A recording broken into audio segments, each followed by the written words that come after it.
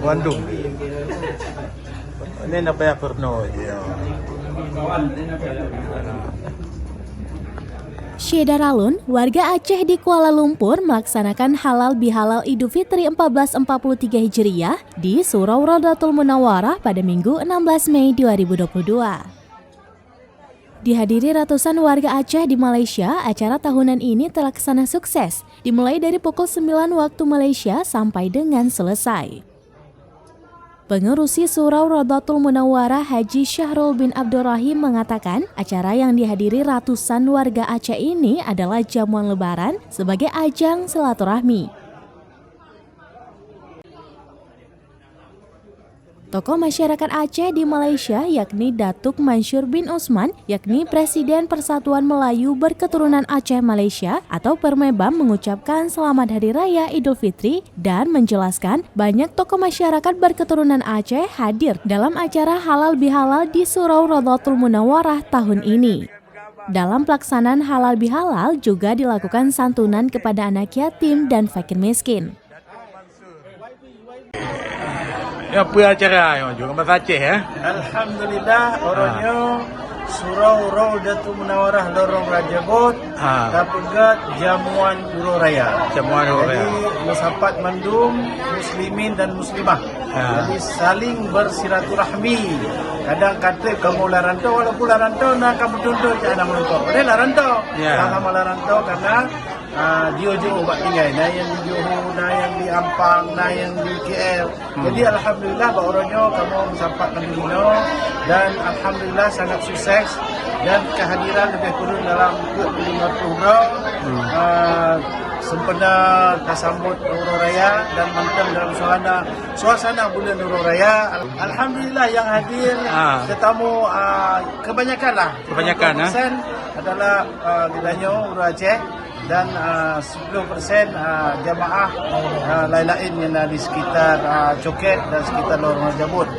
Tetamu kehormat yang hadir adalah AJK Masjid Abu Baru dan juga Malam Polis Coket dan lain-lain.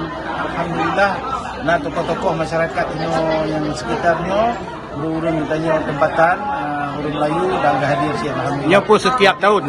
Setiap tahun acara setiap tahun tak adakan acara seumpamanya karena silaturahmi tanpa batas insyaallah.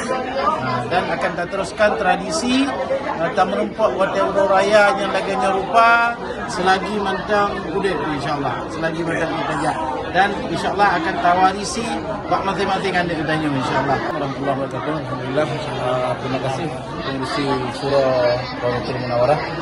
Julung-julung kali telah melaksanakan majlis Hari Raya Idul Fitri dan kami sebagai masyarakat Aceh yang dalam perantauan mengucapkan Aidil Faidil, maaf lahir dan batin kepada jamaah yang hadir pada hari ini sebagaimana pengurusi menyatakan juga tamu-tamu yang hadir termasuk orangnya yang hadir merupakan keturunan Aceh Langkawi yang hadir dunia tutur daripada Nyak Gani yang pada tahun 70-an adalah dengan pedagang di Pulau Langkawi berasal daripada Banda Aceh dan Pidia dan orangnya tutur yang di sini bergabung bersama masyarakat yang di Pulau dan kamu sangat berserati agar titik pun dapat dilaksanakan dengan upaya yang terbaik menyatu rumah dan menyatukan masyarakat Aceh yang sekitar Kuala Lumpur dan bersamaan Semenanjung Malaysia. Alhamdulillah, terima kasih kepada pengurusi dan AJK Surau Rodatul insyaAllah yang hadir orangnya.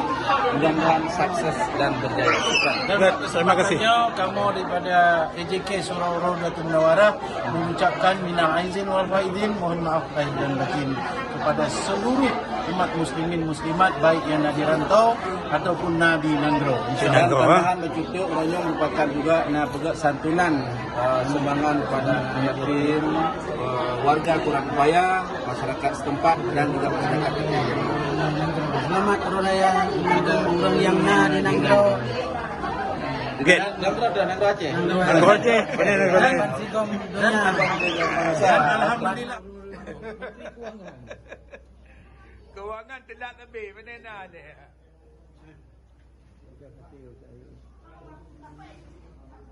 Laporan Syederalon Jafar Insyarube, halal bihalal tahun ini hanya dilakukan temu ramah serta makan siang bersama, menyambung silaturahmi bagi warga Aceh yang menetap di Malaysia.